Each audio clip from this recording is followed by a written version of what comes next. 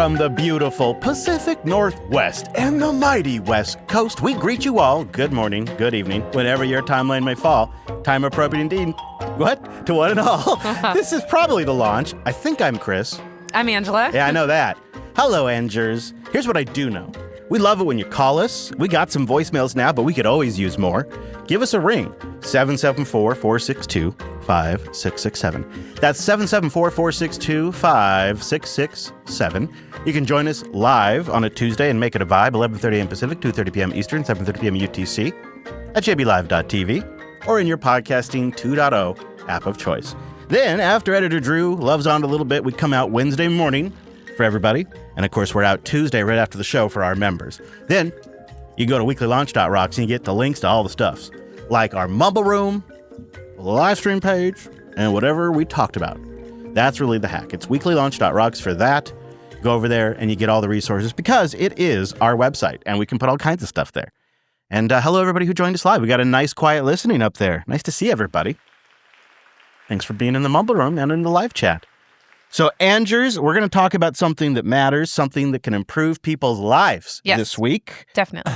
Step 1, you ready? Open up a calendar app. Step 2, put a task right there on the map. Step 3, protect it like it's treasure you found. No distractions, no slack, going ding ding now. It's my time in a box, my beautiful time in a box. Put a label on the top. Then I guard it like Fort Knox. When the whole world talks, my phone unlocks. I say sorry, not now. That's my time in a box. Productivity respected. Time in a box. So what are you thinking about? All right. So procrastinators unite, right? I am a list maker, and sometimes I make the list, and that way I can get it off my brain, off the brain, and then I can just ignore it. Right? Because it's all things I don't want to do.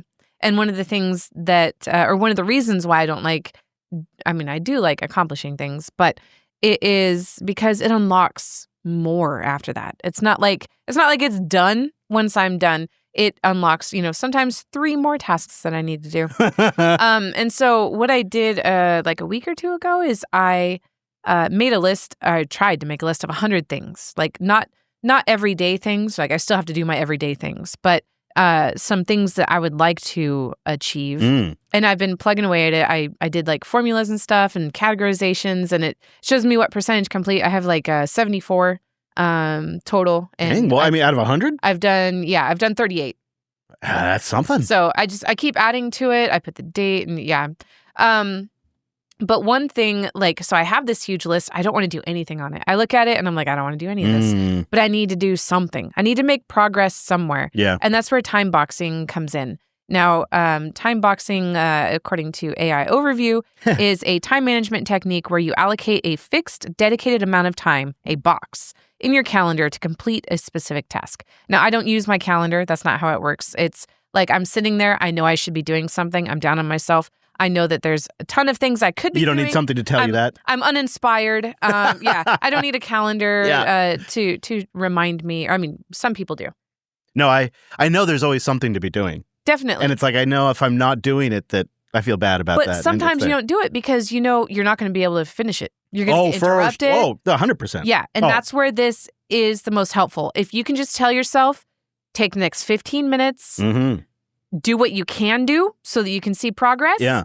In just 15 minutes. And then that's it. It's no big deal. At the end of the 15 minutes, you just stop because you at least made progress. Yeah. So I have been doing that, and it's just so nice to actually get things done or started because then it starts the cycle of, oh, okay, well now there's only one more time box left. One more 15 minutes and this is done. This is like a take on is it Pomodoro technique? I don't know. Where they basically, you take it to the next level and you put an app on your watch or your phone or your pooter and you set a 15-minute timer, and so you do 15-minute sprints, and then and so it's like a whole app tracking system for this. Yeah.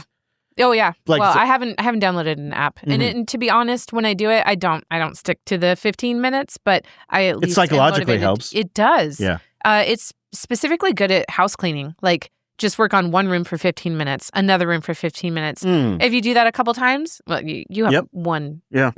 But I know what you mean. It's like, I'll do just this thing. Yeah. Yeah. Yeah. That is actually a pretty good approach because then it becomes manageable a task. Because the problem is the opposite, where things sprawl into these projects. Like you think when you conceptualize something, you're like, oh yeah, how hard could it be? That's a task. Mm-hmm. But then a lot of tasks have a bunch of subtasks, Yes. and have dependencies where you have to go find something or go buy something, and so it's like, oh, actually, that's several hours of work. That now is a project. Right. Now, if you're behind on watching the launch, this another 15 minutes. Yeah, easy. I will listen to the launch for 15 minutes while I go for a walk. Yeah, while I do some chores. You will catch up at some point, or you will find time, or you will realize how amazing it is to listen to, and then finish it. You'll binge watch it. Oh my gosh! I would hope. Did you watch Silo 3? No. No, I'm behind on all my shows right now. They didn't release the whole thing. Oh, really? Really? It's a weekly release. So I was planning to watch 2 episodes last Friday, and I could only watch I think one. this might be the way it goes. I don't know if you saw, but Netflix, the executive staff this week, it was leaked that they're trying to figure out why they're losing so many people between seasons. Yeah, this was the wrong season to do this on. Yeah? Yeah, I've read the books, so I know what's going on. When you watch the first episode, you're going to be like, what even is this? Yes. And a lot of people complained about Shift, the second book. They wish they could have just skipped to the third book. So it's not that it's bad, right? Yeah. Like I enjoyed you know where it's going, so you know it's going to be okay. I do, but there was not enough context. I rewatched, or I didn't actually rewatch it, but I thought about it from the perspective of somebody that hasn't read the books. I don't know that it makes any sense what's going on yet. I think streaming television is going to have a reckoning coming for it. Season 2, they could have done it, and then people might have been more patient for season 3. But yeah, Sounds like you need to launch a Silo podcast. All right, here's what I want to know. You can call in or boost in, boost.jupiterbroadcasting.com. You could boost maybe right now because I'm going to be honest with you, we're a little light this week. And do you have any time management techniques? Does the Pomodoro or time boxing, does it work for you? Boost in and let us know. We'd like to read that, or give us a call, and we could always cover that on a future episode. Time boxing. It is not just fighting time, but it is fighting time too. Something like that.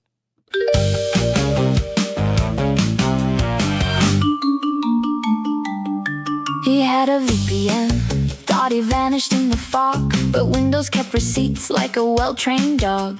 Changed his IP, wore a digital mask, then Microsoft said, we know that PC.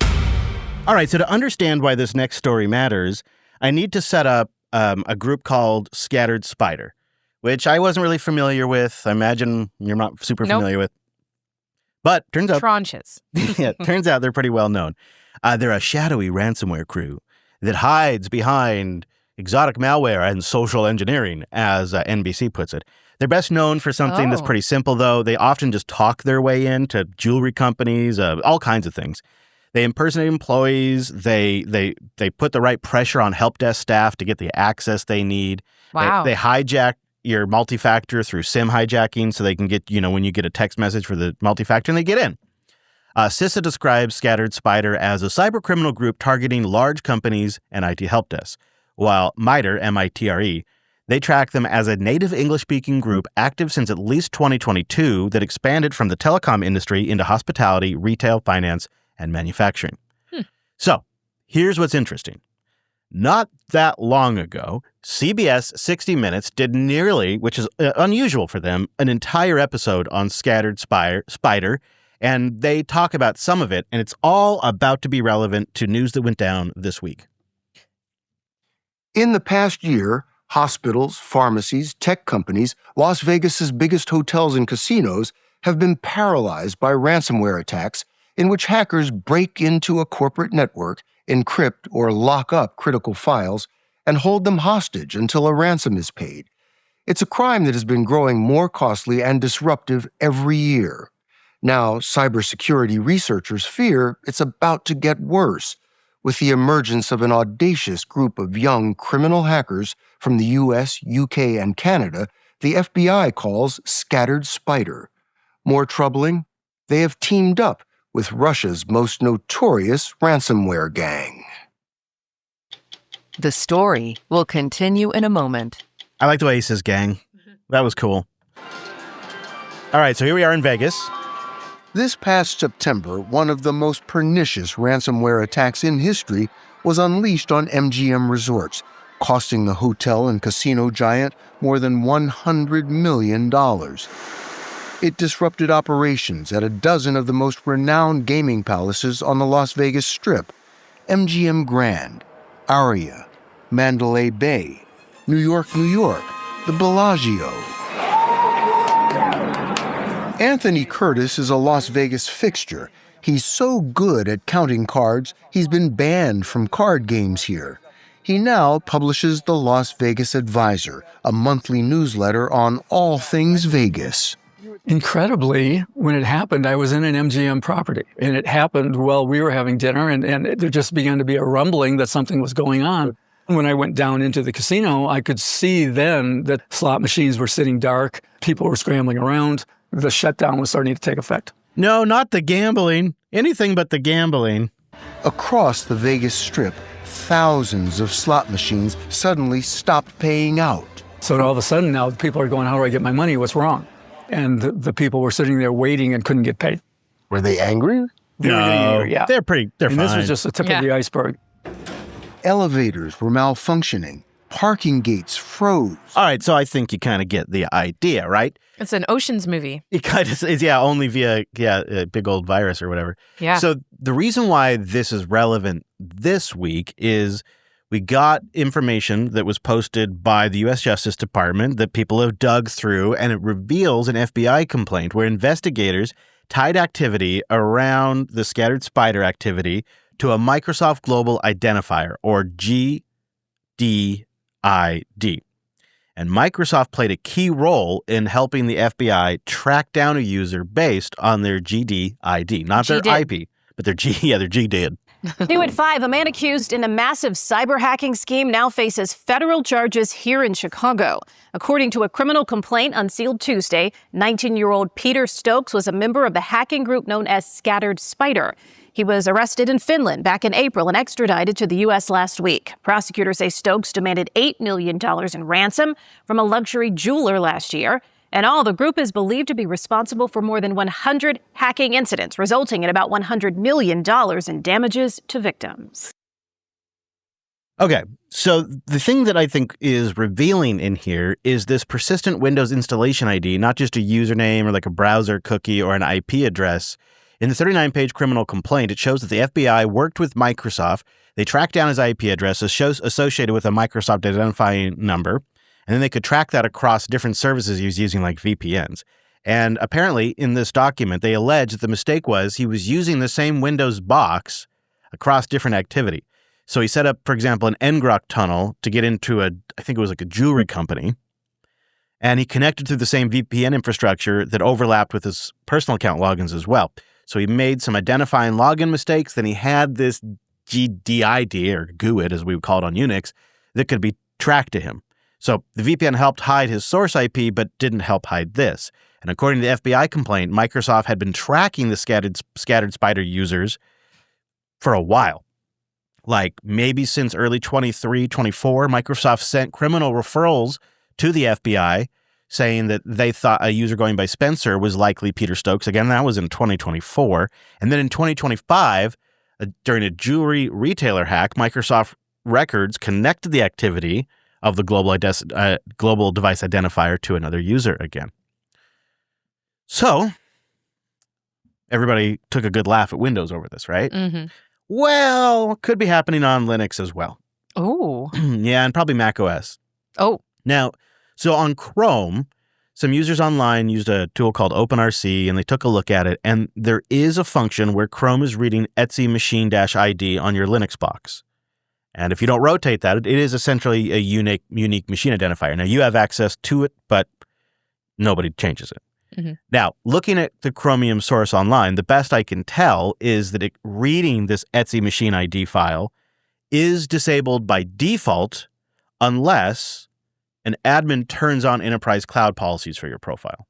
So probably for my Chrome, that probably is on, since I'm a member of a Google Workspace, a paid Google Workspace through a business. Yeah. And that means my profile is quote unquote managed. So it is possible that it is reading my Etsy machine ID and storing that. The documentation online also says it is it's disabled by default in all non-Google branded Chromium builds. So anything Chromium based but isn't Chrome or Chromium, apparently it's not reading it at all unless it's explicitly been enabled in like some sort of build flag. So what about Firefox? All right, well, yeah, I took a look at Firefox too. It's a little more murky on the Firefox side. It's not clear, but it does seem that Firefox is also able to read the Etsy machine ID, although it does it indirectly via libdbus. And then it stores it temporarily in RAM while Firefox is running. And it doesn't commit it to disk like Chrome can do into it like a user profile. But technically, Firefox could be retrieving this and do something sneaky with it if it needed to, I guess. It's really hard to say. But it's not just a Windows problem. It's a combination of factors. It's combining logins, machine IDs, IP addresses. They can even look at your font profile, what media devices your machine has, what WebRTC features it has, and they can use this to build an identification profile for you. And the reality is if you're doing something like political hacking or illegal hack, whatever it might be, you really shouldn't be doing it on Windows because they've been working. And here's the thing: is this Peter Stroke, whatever his name is, Strokes? Microsoft was working behind the scenes since 2024 to track this guy down. While he's sitting there using Windows all these years, the very creator of the operating system is conspiring to find him. Wow. And the guy had no idea. That to me is mind-boggling, just absolutely mind-boggling. So it really is kind of laid all out there in this FBI complaint. And it's really not a very big page. It's like it's just under 40 pages. It's not a very big read. You can go read through it and kind of get an idea of how they have acquired this. And I also put some additional links in the show notes because I do think this is something you should be aware of. Peter Stokes is his name, Stokes. And the group was called Scattered Spider. To me, it seems pretty creepy. Pretty darn creepy. So let's shake it off with a little music. Now's the time. It's the song of the week. Remember, you can boost the track. They sure like that. Yeah, they do. And this week, it is Time by 54 Plates.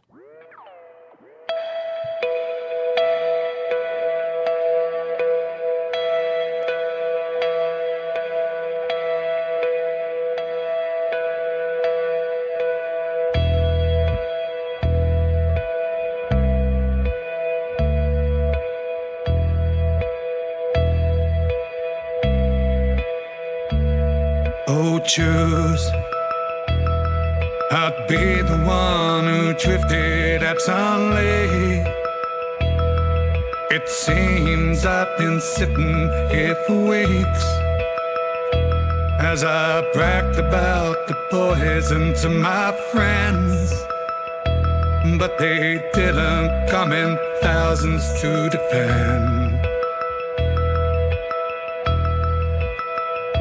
If I was time, I would capture all the pain and stop it blind.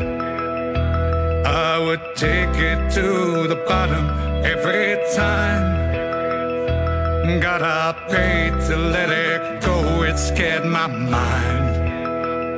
If I was time, I am time. I am time. I am time. We are time. Oh, let us clear.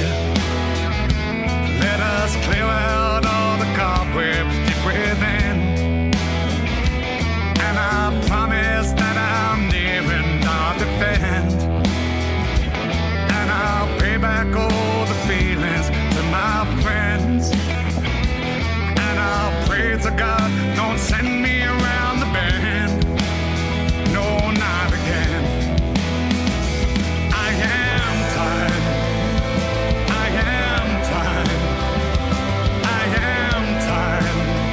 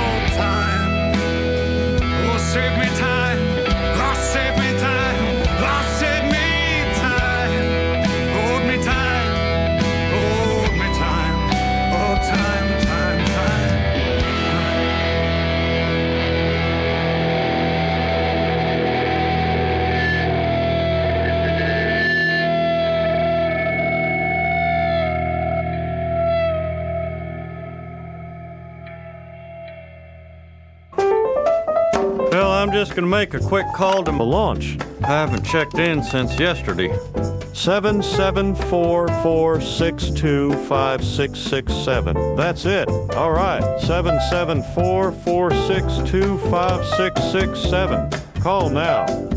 Yeah, call your launch. Yep. Now, you can call your lunch like Nick from Ecuador did, and I think he's going to talk about donuts. It's going to make me hungry. Yep. Hey, JB Crew. Hello. It's Nick from Ecuador. Just calling in. So, fun story. I moved here from Dayton, Ohio, actually. So to hear a shout out of Bill's, that just made me like so nostalgic. Dead serious. I used to go there with my friends in college all the time. Like, we would shut that place down. It was so good. Wow. And yeah, sour cream donuts were heaven. I fit in with draw, man. Seriously, there's nothing like those donuts. Sounds like we should have a meetup outside of the U.S., as far as I'm aware. All right. We just got like a Dunkin' and a few others here in Ecuador, and it's just not the same. It's just not. Okay, so close it down as in you would purchase all the donuts and stay there till it closes. Or stay there. Like, I'm curious. I'm betting both, but let us know. I'm betting both.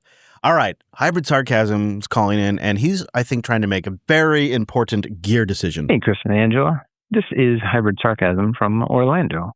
Just got done with the RAM Racket episode and wanted to ask your opinion on the hardware getting more expensive.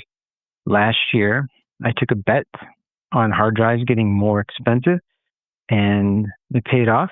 I got my new 18 terabyte drives and bought them for about $360 a piece. And now they go for $500 or so. Nice. I'm wondering if I shouldn't do the same thing on some sort of AI desktop. Let's pick on the framework desktop. Should I just bite the bullet now and hope that it stays relevant with all the new open source models over the next 5 or 10 years? Or should we wait for something else to come along and try to limp along with the online models now and what we can squeeze into our current hardware? I honestly don't know what I should do. I'm curious what your thoughts are. I think a lot of people are trying to do that math, and Hybrid followed up and did some of that. It's Hybrid Sarcasm again. Wanted to follow up because I think the economics of the situation has made my decision for me in regards to what to do about AI hardware locally. The framework desktop could be $3,300, $3,600. Setting aside how you would finance that and pay for it over time, right? It is what it is, $3,300, $3,600. A lot of the subscriptions out there, Claude, Codex, whatever, the entry-level ones that would be okay for a casual user like myself are around $20 a month. So $3,600 divided by $20 is $180 a month. That's 15 years. Yeah. The economics just don't work in this case for somebody who's not going to use the AI hardware in a major capacity, right? I'm going to pay $3,600 for something that may not be good enough in 5 years when I could spend the same amount of money over 15 years and get access to the newest models and all that. Now, producer Jeff won't like this because I would be continuing to use all the frontier models and essentially renting the computing, which is that's true. Apparently what they want from us. But the economics is the economics. So I'm still interested in your opinion, but I think I know where I land on this. Well, so here's how I kind of view it right now is, do you remember when the iPhone 1 and 2 and 3 and 4 and 5 and 6 and probably the 7, when they all came out, they felt like necessary upgrades. Big leaps in camera, big leap in screen, big leap in performance, new network support. They went from 3G to 4G to LTE to 5G. So they fundamentally had faster radios. And so there was a compelling reason to upgrade. And then they got, basically around the 10, and then the 11, and the 12, the 13, like diminishing returns on that upgrade. I think, what did I go? I went from like the 12 or the 13 all the way to the 17. And it's an upgrade, but it wasn't like blow away upgrade. And I think that's where it's going to get with this AI hardware advancements is early on, it's going to be advancement after advancement after advancement, where it's just impossible to keep up. Whatever hardware you buy today is going to run the models of today, but not the models in 2 years and so on and so forth. Well, maybe in some cases it will.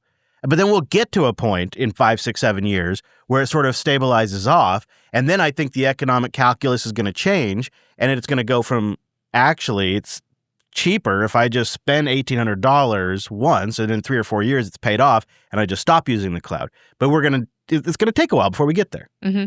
Tangentially related, I just located, in Amazon, where you can look at the price history. Oh, they just added that, I think. Oh, did they? Okay, because I'm like, how did I not see this before? Yeah. And at first I thought, I don't need that. I want this product. No, it's good. Right, because I'm buying stuff from my deck. But the Stream Deck, actually, perfect example. It is. So I wanted to buy the Stream Deck. I thought I had budget at work for them to cover it.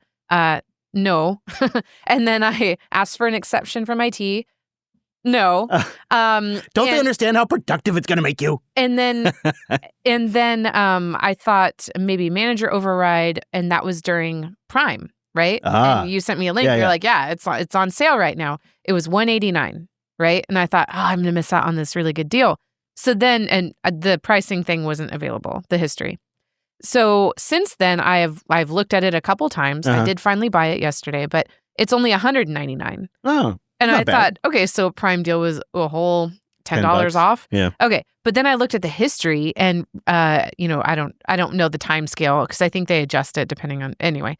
It was $255 at one point. Yeah.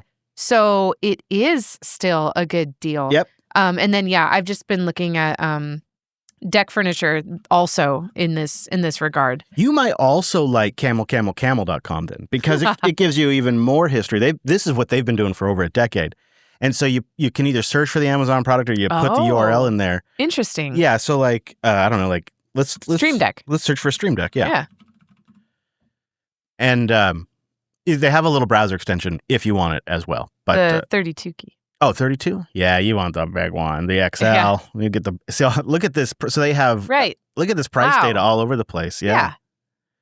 Yeah, boy, it's at really good prices. I mean, just barely above where it was at Prime Day. Yeah. And then, so what you can do with the Camel, besides the browser extension, which I do have, by the way, in my browser, you can also set up and just sign in with your Google account or whatever, a price alert. So they'll email you, and with it a certain percentage, or if it gets to a historical low. Yeah. So this is really useful for your regulars. If you're buying your paper towels, or if you're buying a sleep aid or something like that on Amazon on the regular, you can use this to actually snipe it when it's at its lowest prices. Yep. No, that's a good idea because there was a deck thing that I wanted to buy, but it just jumped $10 and it's just not worth it to me. I feel like we didn't used to have to worry about this. No, as soon as you add things to your cart, it's almost like they're like, oh, well, 50 people have it in their cart. Let's raise the price. I bet. I wouldn't be surprised at all. I do use my cart as a save for later, and then Me too, I end up saving for later. Yeah. Okay, so I think you got it, Hybrid, but I hate to say it, but I think it's going to be a little while. All right, and our last voicemail of the week comes from, I think Baza? I don't know, but I love that you have your agent put how many times this number is called. This is a first-time caller. Oh, you're right. Hey, cool. Which I am betting it's also a miss on the name, but we'll see. But congrats to them for being a first-time caller. All right, take it away. Hey, launch crew. This is Daja from Daja. I am. Chris had asked in the lot things that we did without asking for permission. Yeah. Mine is pretty tame, but freaked me out as a kid. Okay. My dad had just gotten a laptop for us to use right after we got Wi-Fi at the house, and I installed OpenSUSE on it. Nice. That was my first time installing Linux, and I was super excited for a minute, and then I panicked. My dad often would get very angry. But when I called him very sheepishly, he was like, "Oh, that's kind of cool. Just so long as you didn't wipe the recovery partition." It was an old ThinkPad T420, so it came with the Vantage button. Right. And then you hit that. One other one that happened at that same time. It was his first foray into parental controls on our router. So he would turn off the Wi-Fi at a certain time so that us kids would not of course, right. use it too often. And so I got a wild hair and I installed a keylogger on his desktop. Wow. Only to get the router password so that I could go in and toggle the Wi-Fi on and on. Ethical. Nice. Never told him about that one. Ethical so I guess if keylogger. he's listening, that he now knows. But that was like 20 years ago. That's funny. Anyway, super tame stuff, but Okay, keylogger's pretty good. I bet Yeah. you would discover he used that password for other things too. Right. It tends to be the way of that it one. was the password for everything. Yeah, right. So if you want to give us a call, we'll put the phone number right there at the top of the show notes so you know how to do it. You can call in and, leave us a voicemail. And what did we ask them? Oh, all right. Time boxing, something like that. I don't know. They figure it out. Yeah. What do you think about it? Do you do it? Are you going to do it? Yeah. Let How us has know. it helped you? Let us know because you know what? We want to play it. And I guess in the meantime, while they're thinking of a call or something, we'll do some booze. Boosty. We'll do some booze because we got some boosts right here on the show. I'm loading them up right now. And our first boost comes from Adversaries 17 with 32,768 Satoshis. Oh, yeah. That might make you our baller this work, Adversaries. Thank you. Happy launch Sunday on a Tuesday. It's true. Mm-hmm. It's true. It's Tuesday. It's also Tuesday on a Wednesday as well. Right. Thank you, sir. Odyssey Western comes in with 2,100 Satoshis. Just boosting because Chris said to. Hi, y'all. Hey, Odyssey. Thank you. Appreciate that. We were a little light. Helps round it out. Hey, J-Cube. J-Cube's here with $25. 25,000 be something. I don't think we can handle that. $25 of fiat We could fun use coupons. that. Oh, yeah. Oh my God, this drawer is filled with Fruit Loops. Stripe might come knocking on our door, though, and ask what the hell's going on. Love the launch. It's fun to listen to, and you guys talk about interesting and varied topics. I love the web boost, too. Well, thank you, J-Cube. We love you. Appreciate you very much. Your inner child is here with a member boost. Well, I'll be dipped. In the name of transparency, how many members support JB? Could those be split up into 12 episodes for each month on average if you were to share? What do you think he's asking? I actually don't know the number. I don't actually keep it super active, track of it, but I don't know those can be split up into 12 episodes for each month on average if you want to share. Oh, okay. Because if membership is fluctuating a lot, we could average it out is what he's saying. But why you got to put numbers and letters together? Why can't you just go yourself? All right. What? I get where you're going. Thank you. It's pretty funny. Next caller. King Arthur comes in with a member boost. Did you buy that from a certified vendor? Member boosting may need to be done 24 hours before the show. Yeah, that's true. Mm-hmm. Yeah, if you want to get it in early enough, because I get up really early and I prep the show. So if you're boosted in just before the show starts, I have to catch it live. Now, I did catch them live this week. It's not always a guarantee. Not a guarantee. Do you split the sats with the guest host? The pre-show in the last 2 weeks had one, a cat, a chicken, and a human child. I have not split with the human child or the chicken or the cat, or we had a dog this morning, but the co-hosts, yes. That's funny. And editor Drew as well. Thank you, everybody who supported the show directly. We are a Value for Value podcast. We don't charge it. We don't have a sponsor. We put it out there for free. And if you enjoy it, you want to keep it going, you can boost in, boost.jupiterbroadcasting.com, or you can become a member. Now, we did have 6 of you stream sats as you listened, and you all stacked a real nice 8,424 sats. Thank you. Yes, hi.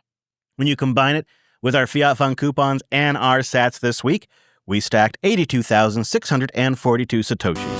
And while it might not be our strongest episode yet, the show continues on through the support of our members and our boosters. Thank you, everybody.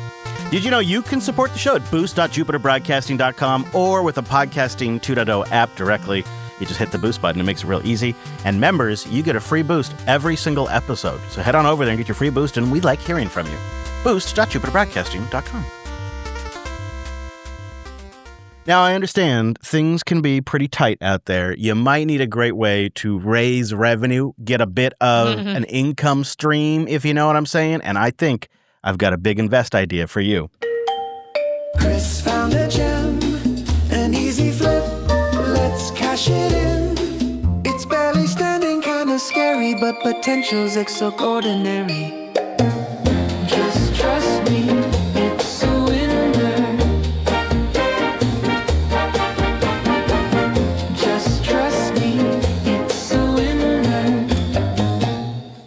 the house on stilts was kind of a hit last week, so I got a follow-up.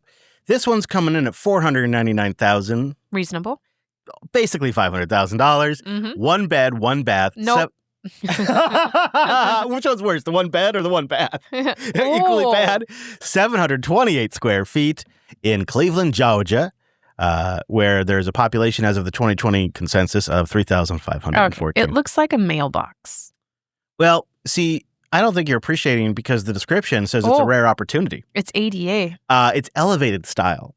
High above the forest floor, the home offers private and peaceful setting in a distinctive elevated design that stands out. Yeah.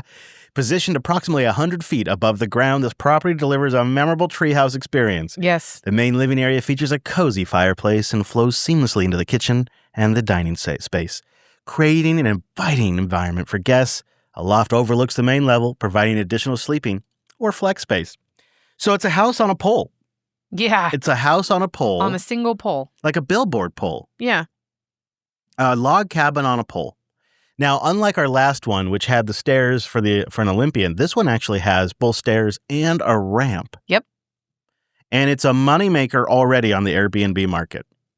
Oh. Yeah, there's a couple of these. Interesting. Yeah, there's a couple of these in the area. It has a hot tub on the deck. And before you go on the ramp to go to the house on the pole, it's got a fire pit. Interesting. The bathroom is open concept. Yeah, I'm not a big fan of everything. I'm not, The bedroom is the living room. You know, like... I mean, it is very small, but... Are all you pooping in front of your significant other? Are you all pooping in front of your significant other? Right? Yeah. I mean, I know some of you do. Like, a wee is one thing. I don't know. But, you know, there's a blast radius with the pooping and stuff. And if you can contain that and then exhaust it out, it's better for everybody. I just don't understand. I would totally rent this, though. The shower also out in the open. It's so cute. Yeah. I love the deck with the woods, too. And the hot tub. Mm-hmm. It's got a pool table. And it's all wood interior. And you are up there. Like, you're looking down on all the other houses. Wait, are there two? Go to the very last picture. I think there's three. Oh, yeah. Oh, yeah. Yeah. That one's covered by trees, so I didn't see it as readily. So there's like some builder came in with a wild idea, and now they're selling them off at $1 million a pop. And we got 3 of them. Wow. Yeah. Yeah. So, you know, but the nice thing is $500,000, things already making money. Yep. But I realize it's not for everybody. And that one, you know, we've been looking at a lot of properties that are really focused on river views. And not everybody wants the river. Some of us, we prefer the serenity of a lake. So I have got a lake spot for you. Now, this one's a little expensive. It's clocking in at $1 million. Ooh. For that, you get 1 bedroom, 1 bath. Okay. 750 square feet. It's in Burnet, Texas. Priced with Washington prices. Also described, surprise, surprise, quote, rare opportunity. It's looking pretty rare, isn't it? Yeah. I'm just seeing the first 2 pictures. Like, I'm hoping there's value somewhere. No, there's no way. Well, they're kind of burying the lead on this one. Now, it is nice because it's, you know, by the lake in Burnet, Texas. The problem is it's $1 million garage that doesn't have a house. Right. It's just a garage that has been converted into an apartment. It even has, like, barn doors that are just latched shut with a lock. Okay. So it's just the lake rights that's driving up the price. What they're trying to pitch this as is, well, you could live in this tiny, gross garage until you build your dream house. No, not worth it. Twice the cost of the last one. The last one was at least cute. I know you're $1 million before you've even started the build, to say nothing of, like, what is it going to cost to put a sewer in? What's it going to cost to put water and electrical in? Right. All of that. Wow. So, but it is on a beautiful lake with a dock. Mm-hmm. I think the reason why I wanted to put this in the show is this has to be the most expensive tiny house. If you could even quantify this as a tiny house. Maybe. I mean, it is tiny. Yeah. And they are using it as a tiny. house. Yes. 750 square feet. That $1 million. shed is still available on the river. Gold bar. Better deal than this. But this is for lake life. I was just, Texas? What are you doing, Texas? Get the memo. You're Texas. It's way too expensive. There's not even mountains in the background. Oh, actually, per square foot, the Gold Bar one is more expensive. Is it? It's $2,083 well, that checks out. per square foot, and this one's only $1,033. Yeah, well, it's $333.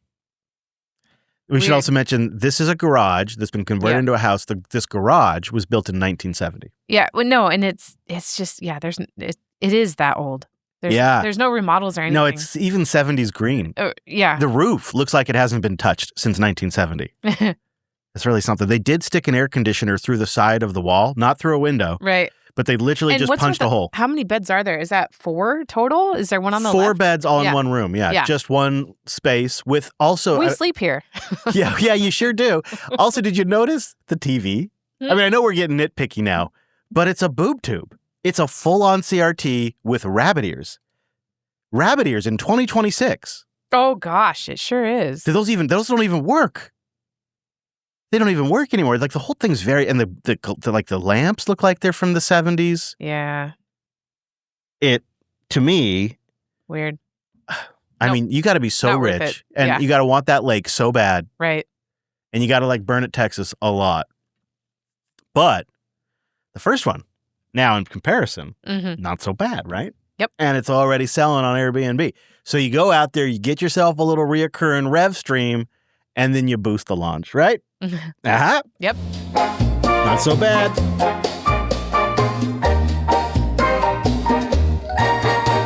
Okay, well, I think that's just about it for us here. I think we're going to be wrapping up now. I am planning to be on the road, not next week, but the week after. That we're going to try to have a show for you anyways. But we may have a friend in town. You know, maybe we'll get a chance to squeak a launch out while they're here too. You never know. It's always fun to have somebody here. Hang out with them. Was that next week or the week after? Who knows? Is the week with this friend, you never know. Okay. Well, you never know. Okay. You never know. Whenever they make it. Perchance. They got squirrel business to attend to at the moment. Okay. But we will be here regardless live next Tuesday. You can always catch us in your podcast app of choice or over at jblive.tv. Yeah, there's a video version. Probably should have mentioned that at the beginning of the show. You can find it buried in the RSS feed. It's on YouTube. It's also in the podcasting 2.0 app of choice. All right, Anders, we're out of here. I'm just going to leave them with this, all right? From the beautiful Pacific Northwest and the mighty West Coast, thanks for listening. And we'll see you right back here next week.